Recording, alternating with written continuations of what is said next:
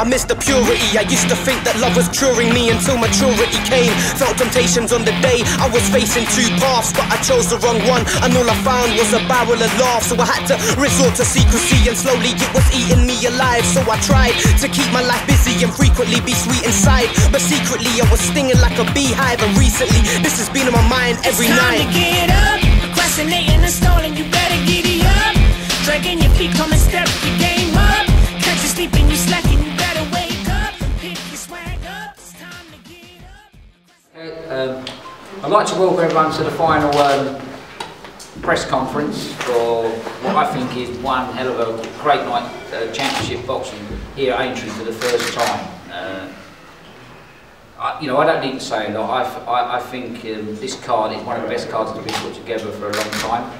We've had a few upsets in the final week, which has stressed us and given our office a few headaches, but we've managed to keep the show together, keep the three title fights together, which was very important for this show.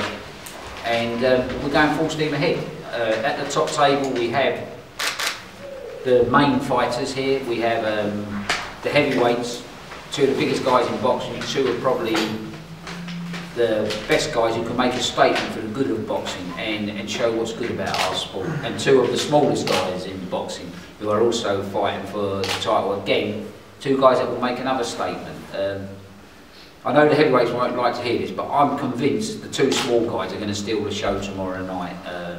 What I've been hearing from the build up from the press and the TV in their interviews, these two little guys are out to steal the show from Mr. Price and Mr. Sexton. So I think the fans and the viewers of Sky are in for a very, very special night of boxing. One thing we are going to get, we're going to get a new heavyweight champion of Great Britain and the Commonwealth, someone that can be a role model for this sport. And what's been happening over the last couple of weeks, we actually need someone that can be a role model in this sport and show what's good about this sport. So I'll just throw the floor open for questions to everyone. Frank, what sort of danger does Sam pose today? Listen, Sam's sitting here, he'll answer that himself, but this is a real heavyweight title fight. You've got a guy who wants to make history and become the first ever Clubby to become a heavyweight champion of the country. You've got Sam Sexton, who definitely is not coming here to make up the name, the numbers. He wants to take the title back to Norwich. He's been in the Lion's Den before, he's been the distance. David hasn't. This is David's first, let's say this is David's stepping out of university tests. If he gets it wrong, we go back to the blackboard. If he gets it right, we're all going to celebrate and we're going to go forward. So how do you go about beating Price? How do I go about beating Price? Well, I've trained that, I don't know that much. Listen, boxing is just two brave men in a boxing ring, and they're to do one thing, and that's to beat each other. So, I'm not going to give any predictions on what's going to happen or how I'm going to win. But I'm just confident I'm going to win. What mistakes do you think his opponents up to this point have made, and how do you think you can exploit the flaws, if you like? Mistakes they've made. They've got hit. They've been caught clean. That's as much as I can say, really. What else can I say to that? They've been in there with a good heavyweight and they've got beat. I think a lot of people who maybe David's fought have come knowing that they're going to lose. I'm here to win. So you're saying that facing Price is all about confidence and knowing that you're not up against it in that sense? Yeah, if I ever thought I could win a fight, I would box. When I fight, I fight to win. I never ever worry about getting hurt in a fight or the dangers of fighting. The one thing that you worry about is nobody likes to be called a loser, and that's the same with me. Did you watch the John McDermott fight and you thinking, screaming at the TV saying, what you're rushing in for, John, that's not the way to fight Price here? Well, to be fair, I would have liked to have seen a longer fight. Really give me a bit more intel on what David's like. But what can I say? He did get flattened. Got caught cold early, and that was the end of the fight. Who knows? Maybe they could have fought a week later, and it could have gone 12 rounds. You just don't know in boxing. certainly, you know, two of your sort of best performances coming against rugby. Are you in that shape now, in that frame of mind? I'm in better shape. Definitely better shape. You know, every training camp we take something, you know, new into the next one. We learn by the mistakes. Things I was maybe doing wrong before, I'm doing right again now. So I'm 100% happy and confident that we've done the best in training. What have you done in sparring to sort of prepare yourself for the tallest opponent in your career? What have you done in sparring to sort of prepare yourself for faces? Just, you know, we've had big guys, we've had smaller guys, we've had faster guys. We've just tried everything. We'll cover every angle. I think in previous fights you've mentioned that sort of inactivity has sort of hindered you a little bit. Do you feel you've been active enough coming into this fight? Or? Well, ideally I would have boxed more, but that's just not the way it's been. But then I don't make excuses. You know, I'm in good shape. I'm in a good place in my head. The best man wins on the night. It's just simple as that. You'll hear no excuses from me. Pricey, what does Sam bring that you've got to be particularly wary of?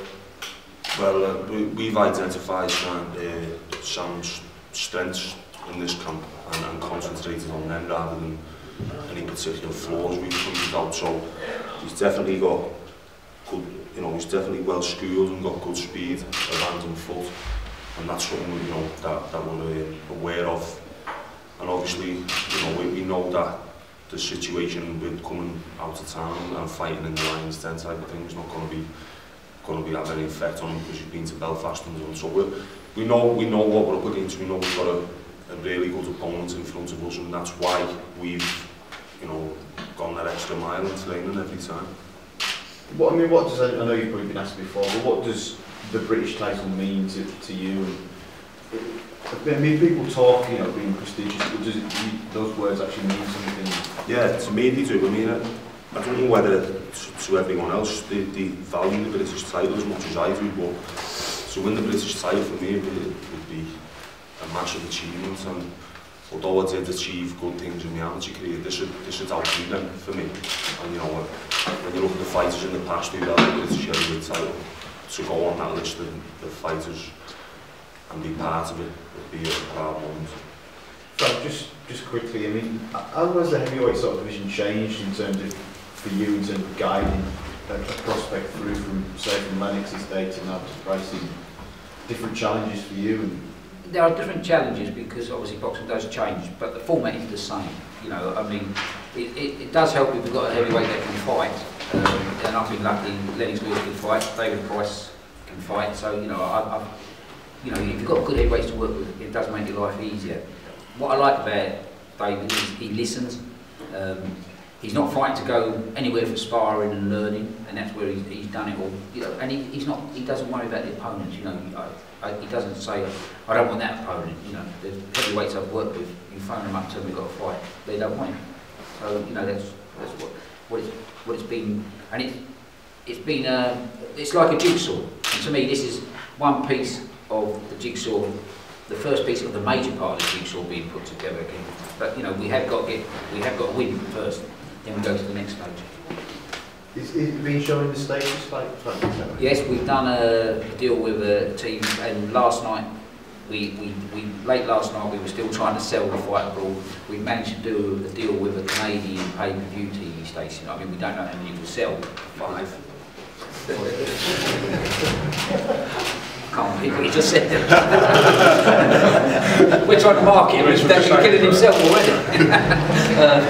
Yeah, no, we're live in New Zealand, we're live in South Africa, we are going live in America, and we've just done the Canadian deal. We're still working on a couple more. So, you know, this is a start of getting his name out there on the world scene. It's very important, but, you know, this man, you know, is going to try and stop it. Frank, how big would this fight be in America for people watching it over there? Would they be, you know, fairly big interest because they're quite short on heavyweights themselves, aren't they? There. Well, heavyweights are interested. You know, anywhere in the world, heavyweights people like to watch. Everyone's looking for the successors to the Klitschko's, you know, because they are coming to the end of their career. You know, and I think one of these two guys can become that. You know, I'm 100% convinced David's the man. But you know, Sam wants to stop that, and that's an important issue. You know, it's a trouble that we've got to get over. I think David becomes British champion, you will see him step up a new level. I mean, we had Sports Illustrated phoning the other day, and to get in that is a big plus, because that's a big American magazine. And I'm not sure how long we spent on the telephone with you, but you know, we worked hard at the office to get that interview done. So let's start selling them into America.